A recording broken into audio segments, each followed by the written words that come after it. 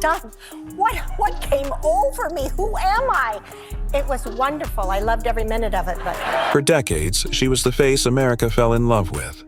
The girl next door who could make you laugh, make you weep, and command the screen with raw honesty. From Gidget's sun-soaked charm to Norma Rae's defiant stand and the quiet strength. In Forrest Gump, Sally Field gave everything to Hollywood. We cheered her awards, followed her stories, and felt like we knew her. But beneath that familiar smile and extraordinary talent, Sally was quietly battling shadows that began in childhood and followed her throughout her life, culminating in whispers today about her health and retreat from the spotlight. What secrets has she carried? What hidden pain shaped her journey? And what's the truth behind the growing concern for the beloved icon? Join us as we peel back the layers and uncover the real story of Sally Field's toughest chapters. Not every childhood is a fairy tale, especially for a star who would later shine so brightly. Born in Pasadena, California, Sally Field's early years were marked by her parents' divorce when she was just 4. Her mother, an actress herself, remarried actor and stuntman Jock Mahoney. On the outside, Sally seemed like a typical schoolgirl, a cheerleader navigating her teens. But inside the home, things were profoundly different. Years later, in her revealing memoir In Pieces, she shared agonizing truths about her stepfather. She wrote of disturbing instances where he called her into his room, asking her to walk on his back, only to turn over and touch her as she tiptoed across his body. She recalled his whispers, "Lower, lower," and her own young mind struggling to understand what was happening, questioning if it was somehow a twisted form of affection, if it was because he loved me. This unsettling pattern, which she says stopped when she was 14, left deep scars that would follow her into adulthood, a private pain she carried even as she began her ascent into the dazzling world of fame with roles like Gidget and The Flying Nun. But this wouldn't be the only difficult secret she held onto for years, or the only time she felt pressured to conceal something deeply personal. Before the major television roles and the jump to film that made her a household name, a deeply private moment from her youth changed everything. When she was just 17, on the cusp of her first big break in Gidget, Sally discovered she was pregnant. In 1964, with certain procedures illegal in the United States, her stepfather, the same man from her painful childhood memories, arranged for her to travel to Mexico. Accompanied by her mother and a family friend, she faced a life-altering decision alone, keeping the identity of the boy, someone she met just after high school, a secret. She never spoke of this experience publicly for decades, carrying the weight of that moment in silence as she launched her career. She later reflected that she had to keep moving forward and put the experience behind her. This hidden past, however, would later fuel a powerful conviction, leading her to speak out fiercely in support of women's reproductive rights. In 2022, she didn't mince words when discussing new laws limiting access, calling them backward, ignorant, and really just power-hungry, believing they were trying to erase progress for women and other marginalized groups. Her own history gave her voice an undeniable strength, revealing a woman who had quietly fought battles long before she became an icon. Yet, the dangers weren't just in her past. Sometimes they were terrifyingly real and happened in the blink of an eye, showing just how fragile life could be, even for a Hollywood star. Even at the height of her success, life threw terrifying curveballs that could have ended everything. In 1988, Sally, her then-husband Alan Greisman, and their infant son Sam were minutes away from takeoff on a private jet. As the plane attempted to leave the ground, it suddenly lost control, smashing into another parked aircraft. In that horrifying second, surrounded by jet fuel, somehow miraculously, everyone survived. Sally's only thought was to protect her baby. "Hold on to Sam," she recalled thinking, not caring if she broke every bone in my body, even fearing for a moment she might have crushed him in the impact. She described the aftermath as unbelievable, haunted by the feeling that they shouldn't have survived. It makes no sense that the plane didn't blow up. It makes no sense that we're still alive, she told People magazine. It was a stark reminder of life's fragility, amplifying her fierce protectiveness as a mother. The dangers weren't limited to freak accidents, though. Within the corridors of Hollywood itself, she faced difficult encounters she later revealed, experiences that highlight the systemic challenges women faced. She spoke of a disturbing experience during a film audition in 1976 for Stay Hungry, claiming the director, Bob Rafelson, told her he'd only cast someone who could kiss well, leading her to kiss him to get the part, an accusation Rafelson denied, though Sally stood by her story. She also shared uncomfortable moments on the set of The Flying Nun with members of the band The Monkees, detailing sexual jokes and even being cornered in her trailer, needing an assistant to help her escape. While these accounts highlight the uncomfortable realities many young women faced in the industry, Sally's decision to share them years later showed the depth of the experiences that stayed with her. It proved that even as her career soared, she was navigating a landscape that wasn't always kind or safe. While navigating these external threats, her heart was also undergoing a complex, often painful search for love, one that often made headlines. Her relationships proved to be as dramatic and complex as the roles she played, filled with both tender moments and profound heartache. Early in her career, names like actor Lee Majors and Davy Jones of the Monkees were linked to her, the latter relationship including those unsettling on-set moments she later described, noting their non-exclusive, fun nature until the discomfort began.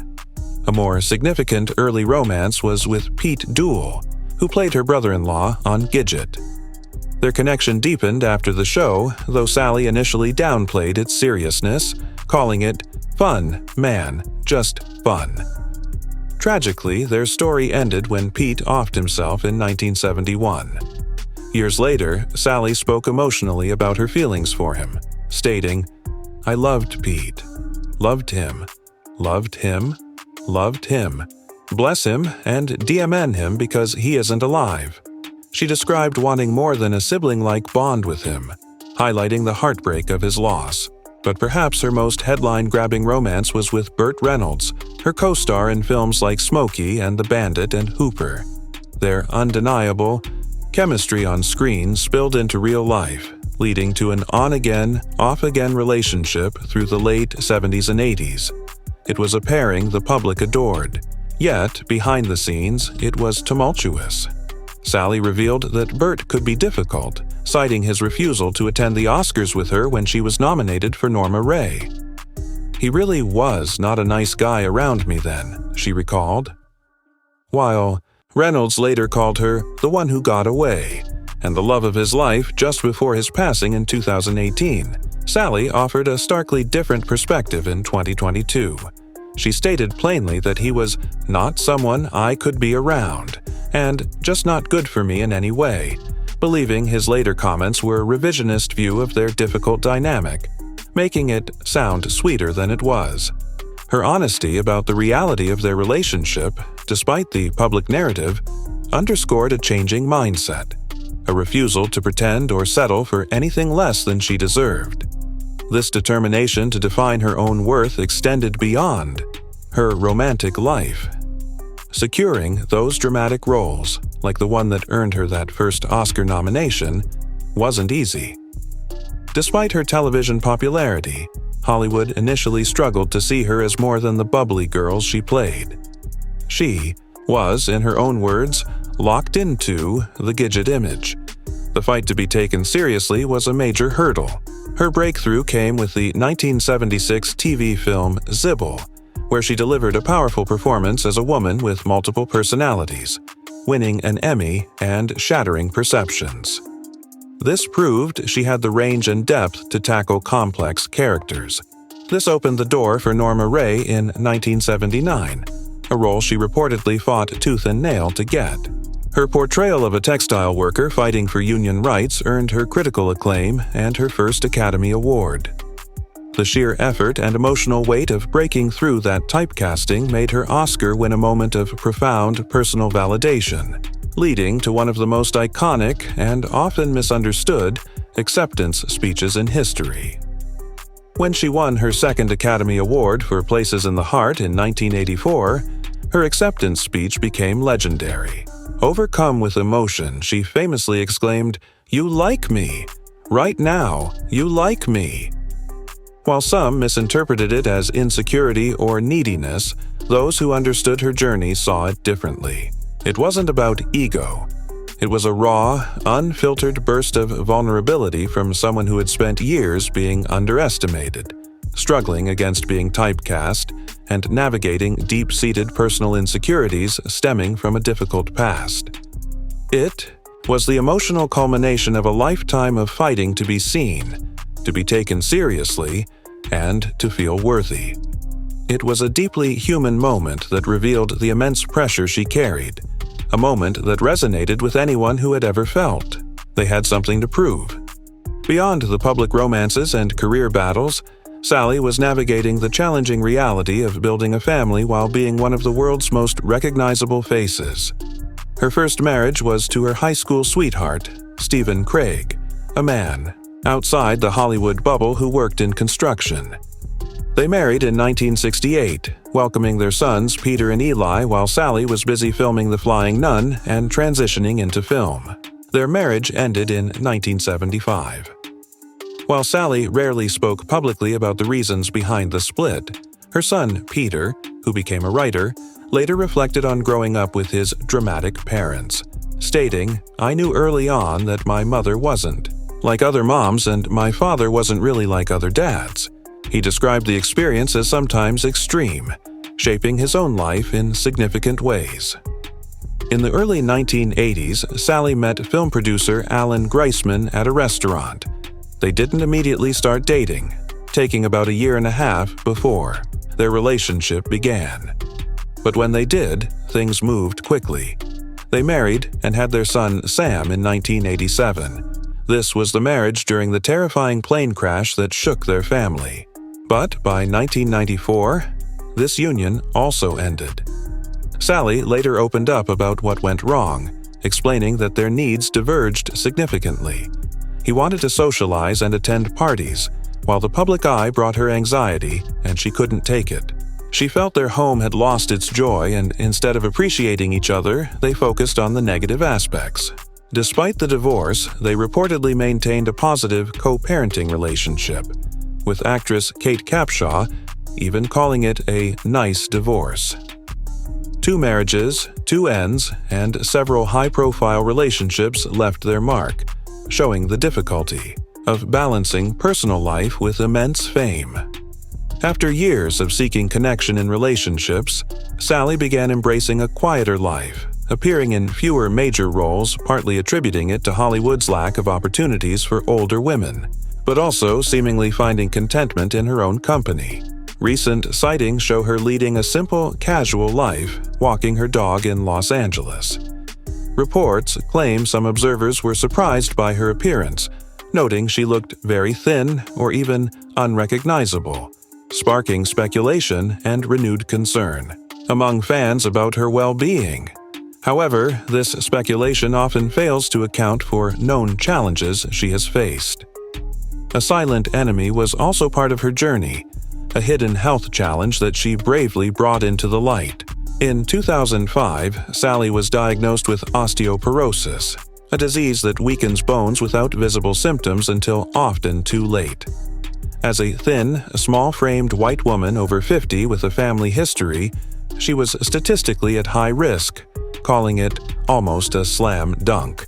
Instead of keeping her diagnosis quiet, Sally used her platform to educate and warn other women, urging them to get bone density tests and understand their risk factors for this silent disease that affects millions. She launched campaigns, emphasizing that even with proper diet and exercise, it can still strike, urging women to be made aware of their risk and what to do to protect themselves. This advocacy became a significant part of her life, turning a personal health battle into a public mission to help others. Alongside this health battle, she faced the relentless pressures of aging in an industry obsessed with youth. Now, in her late 70s, Sally has chosen to age naturally, without cosmetic procedures, openly acknowledging the physical changes while advocating for self-respect over chasing past appearances. In 2016, she honestly spoke about seeing herself on screen and noticing the effects of time, but emphasizing the importance of accepting the present self. However, this choice didn't shield her from cruel public criticism. In 2018, she faced harsh online attacks about her appearance, with trolls calling her names and posting hateful comments. It was a stark example of the unkindness often directed at women in the public eye simply for getting older, showing that even an icon isn't immune to online negativity. Yet, having navigated the storms of her past, faced down personal demons, and survived heartbreaks, Sally stood strong, grounded in the knowledge of what truly defines a person. Not outward appearance, but resilience, integrity, and purpose. This blend of quiet strength and fierce advocacy defines her later years. While she may appear in fewer roles, her voice remains powerful on issues she cares deeply about. Part of that advocacy stems from a deeply personal place. Years ago, her son, Sam, born during her marriage to Alan Greisman, shared his truth with his mother coming out as gay. This moment profoundly shaped Sally, deepening her understanding and commitment to LGBTQ+ rights. She became a fierce ally, speaking passionately about inclusion and acceptance, her voice amplified by the love for her son. This personal connection transformed her into a more vocal champion for marginalized communities, linking her earlier fight for women's rights with the broader struggle for equality, even openly supporting political figures who align with her values. Despite stepping back from the constant glare, her capacity for deep connection remains evident. One particularly touching story she shared was from the set of Mrs. Doubtfire in 1993. When she received the heartbreaking news of her father's passing after a stroke, she returned to set, trying desperately to continue working through her grief. Robin Williams, her co-star, immediately sensed her pain despite her attempts to hide it. He gently pulled her aside, and upon hearing the news, didn't hesitate. "Oh my God, we need to get you out of here right now," he insisted, arranging for her to leave and be with her family, helping her contact her brother and make arrangements. Sally described this as a side of Robin few saw, highlighting his immense sensitivity and intuition during her moment of profound loss. His kindness became a cherished memory, especially after his own passing in 2014, a loss that deeply saddened her for the one-of-a-kind light he was. In recent years, Sally has also spoken about finding happiness and contentment in being single, reflecting on past patterns where she felt she needed external validation or was looking for love in unhealthy ways. She realized she felt she needed to be terrified to feel seen and loved. She stated she is now really happy with how I am, acknowledging humorously that she's past the point of wanting to pick up someone else's laundry. While playful buzz emerged recently from working with Tom Brady on 80 for Brady, with him jokingly speculating about their connection, Sally seems settled in her own company, finally happy with herself, with or without a partner. Despite reports claiming she seems frail or has retreated, others note her continued engagement in causes she believes in, suggesting a deliberate choice for a quieter, more purposeful life away from the frantic pace of constant Hollywood visibility. Her strength, reports suggest, is still very much present, just perhaps less publicly performed. Sally Field's journey is one of extraordinary talent coupled with hidden resilience. From facing down the shadows of a difficult childhood and making agonizing secret choices to surviving near-fatal accidents and navigating the complex terrain of love and loss in the public eye, she has shown immense strength. She fought against typecasting, battled a silent disease, faced cruel criticism for simply aging, became a fierce advocate for her son and others, and found quiet peace after a life lived largely under intense scrutiny. She is more than the roles she played. She is a survivor, an advocate, and a woman who ultimately defined happiness and worthiness on her own terms. She has nothing left to prove, only a life lived authentically, holding her head high despite the many battles fought behind the scenes. What hidden struggle in Sally Field's life surprised you the most? And what does her journey teach us about the true cost of fame and the quiet battles many face behind closed doors, regardless of how brightly they shine in the public eye? Share your thoughts in the comments below. And if you want to uncover more untold stories from the lives of icons, hit that like button, subscribe, and stay tuned. We'll see you next time.